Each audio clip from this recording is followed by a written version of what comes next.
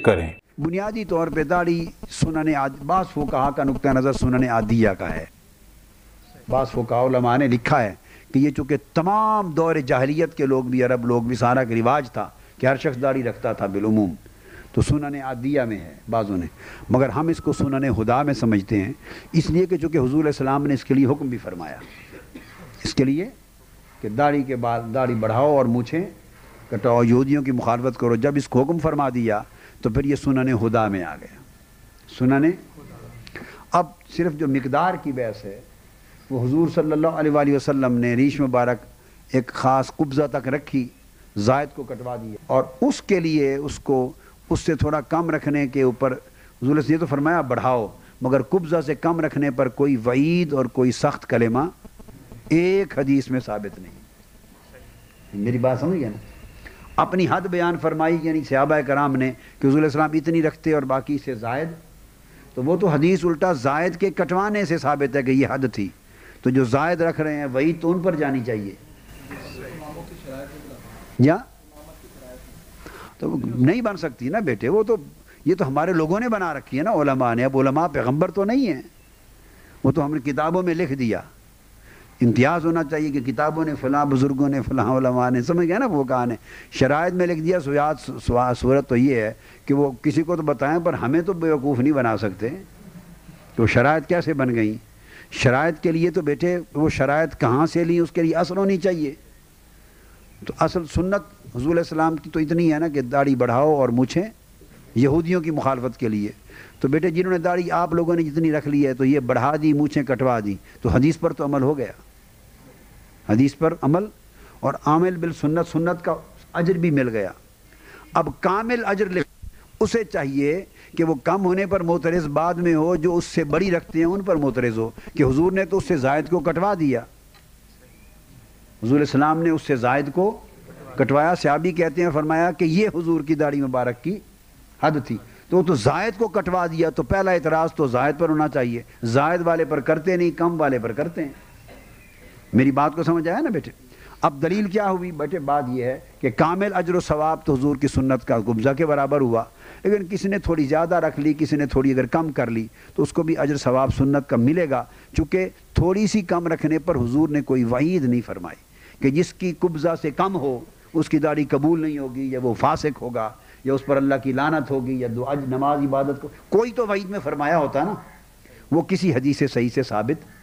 اس لیے بعضوں نے تو یہ کہا کہ جو قبضہ ہے یہ سنت غیر موقدہ ہے۔ کیا وہ کہا کا داڑھی کا رکھنا سنت موقدہ ہے جو کہ حضور کے حکم میں آ گیا۔ اگر سر یہ سنن ہدا میں سے ہے جی ہاں، تو داڑھی بالکل منڈوانے پہ بدعت کا اطلاق ہم کر سکیں گے؟ اچھا، اب داڑھی بالکل منڈوانا جو ہے اس کو پھر انہوں نے گناہ کہا، اس کو اب اس کو بدعت بھی کہہ سکتے ہیں، مگر بدعت خلاف سنت ہے، بدعت بھی کہہ سکتے ہیں اس کو، مگر بدعت جو سیئہ میں لائیں گے تو یہ مکروہہ بن جائے گی، درجہ بندی بنے گی۔ اب بعض اس کو جب حرام کہتے ہیں ذرا تو اس پر بھی احتیاط کرنی چاہیے، میرا نقطہ نظر ہے۔ کسی چیز کو اعلیٰ حضرت نے ایک قاعدہ بیان کیا، ایک نقطہ بتاؤں آپ، خود اعلیٰ حضرت نہیں، میری جو کتابچہ ہے نا بیٹے، اعلیٰ حضرت کا علمی نظم، اعلیٰ حضرت کا علمی، اس میں نے اس قاعدے کے پورے پڑھے، آپ نے جدول بیان کیے، آپ اس جدول کو پکڑ لیں، اس کے اندر وہ تحقیق کے ساتھ لکھتے ہیں کہ فرض کے لیے کیا شرائط ہیں، سنت کے لیے، واجب کے لیے، موقدہ غیر موقدہ کے لیے پورے۔ اب ان شرائط کو پڑھ لیں کہ حرام کیسے بنتا ہے، اور پڑھ کے تو پھر اطلاق کر کے دیکھ لیں کہ وہ حرام میں آتا ہے یا نہیں آتا، خود قاعدے کو پڑھیں، پھر وہ احادیث لے لیں اور دیکھیں کیا وہ حرام کے دائرے میں چیز جاتی ہے۔ ہمارا بیٹے اور بعض علماء کا طریقہ یہ ہے کہ وہ اصول قواعد کتابی حد تک تو مانتے ہیں، مگر اس کو عملاً علمی باب میں لا کے اطلاق، ہم صرف ان کا اطلاق چاہتے ہیں، اس لیے ہم احتیاط سے بات کرتے ہیں بس، ہم اور اعتدال پہ رہتے ہیں۔ تو لہٰذا اگر کسی نے تھوڑی کم کر دی تو گناہ نہیں ہے، ہرگز نہیں، وہ بھی عامل بالسنت ہے، اسی طرح جیسے جس نے بولو زیادہ رکھ لی، کیونکہ آقا علیہ السلام نے اپنی ریش مبارک قبضہ سے بڑھتی حالت کو کٹوا کے حد بتا دی، مگر یہ نہیں فرمایا کہ جس نے تھوڑی سی بھی کم کی اس کی داڑھی قبول نہیں ہوگی، یہ دوزخ میں جائے گا، یہ وہ فاسق ہے، یا اس پر لعنت ہوگی، یا اس نے گویا داڑھی رکھی نہیں، جیسے لا صلاۃ لہ، فرمایا نا من لم یقرأ फातिहतिल किताब ला सलात लहू इल्ला सलात इल्ला बिफातिहतिल किताब, कई कलिमात फरमाए ना, तो कुछ तो फरमाया होता ना। ये ऐसा कोई हदीस मेरी नज़र से आज तक हदीस सही नहीं गुजरी, बल्कि ज़ईफ़ भी नहीं गुजरी। मैं तो एहतियात से ये भी कहता हूँ, मगर एहतियात इसमें है कि कोई सही हदीस जिसके ऊपर आदमी वाज़ी राय कायम।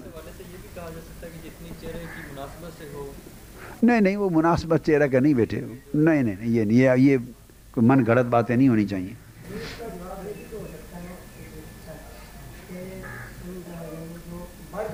हाँ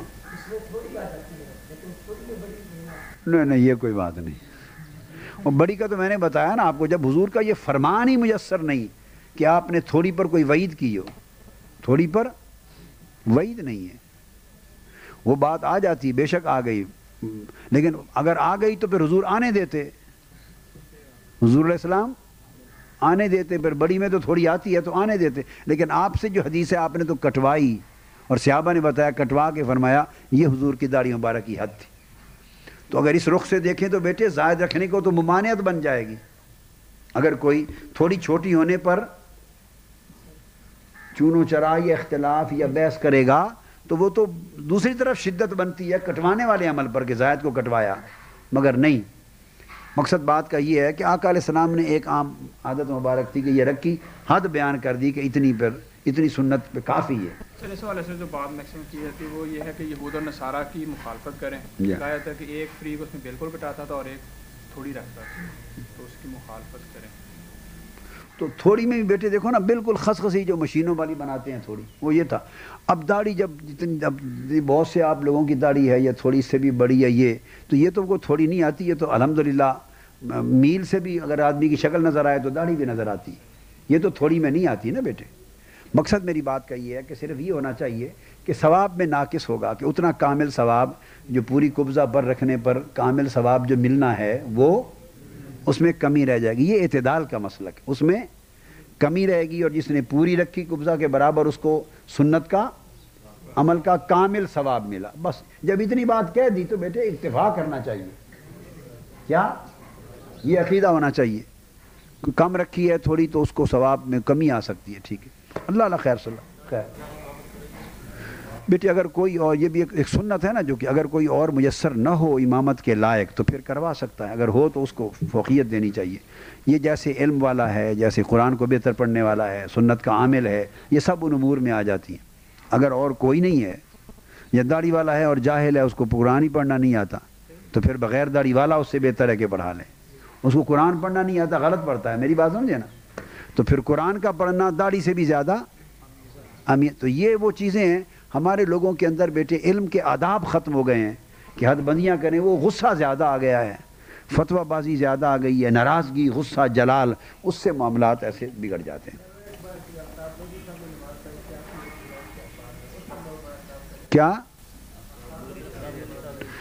तो कराई होगी बेटे? मैं अब इस हालत में जब ज़्यादा लोग हों तो मैं जमात नहीं कराता, जो कि मैं रुकू सुजूद नहीं कर सकता। रुकू तो मैं एक मरीज़ हूँ, झुक के पढ़ना पड़ता है, तो मैं हमेशा करता हूँ कि कोई और पढ़ा ले ताकि वो नमाज़ पढ़ाने में अरकान की अदायगी में कामिल हो। और अगर दो चार आदमी हो बड़े करीबी हल्के के, ज़्यादा लोग ना हो, इसरार करें तो फिर कमरा बंद मैं पढ़ा देता हूँ, जब अपने दो तीन आदमी हो, बड़ी जमात ना हो। लेकिन बिलुमूम जब बाहर हूँ तो फिर ये अच्छा नहीं लगता कि मैं ऐसे बैठे मरीज़ रुकू सुजूद कर रहा हूँ और पूरी जमात को लगाया हुआ। इसलिए फिर जो पढ़ाने के काबिल हो तो कर दिया, और कोई शरी आदमी तो नहीं होगा पूरी सुन्नत वाला, बस आगे कर दिया। वही तो मैं बता रहा हूँ कि पढ़ाने वाले में कोई नक्स है, मरज़ है, तकलीफ़ है, तो फिर दूसरा पढ़ा सकता है। लिहाजा मैंने बताया ना कि दाढ़ी अगर नहीं तो ये वो उज़र नहीं है कि असलन नमाज ना हो। क्या उसकी अपनी नमाज हो जाती है कि नहीं? अपनी हो जाती है तो पढ़ा भी सकता है। जब अपनी नमाज हो जाती है तो अगर उससे ज़्यादा बेहतर पढ़ाने का कोई हकदार नहीं होगा तो फिर वो पढ़ा देगा। उम्र, हत्ता की हदीस में तो फरमाया दो में से जिसकी उम्र ज़्यादा है वो भी पढ़ा दे, मगर उसमें भी वही बात मैंने बता दी ना, ज़्यादा उम्र वाला दाढ़ी मुंडा है, छोटी उम्र वाला दाढ़ी वाला है और उसके अंदर कोई उज़र और नहीं है, यानी पढ़ा सकता है, तो वो छोटी उम्र का होके भी पढ़ाएगा। तो ये बेटे इस तरह के मामला दराजात होते हैं।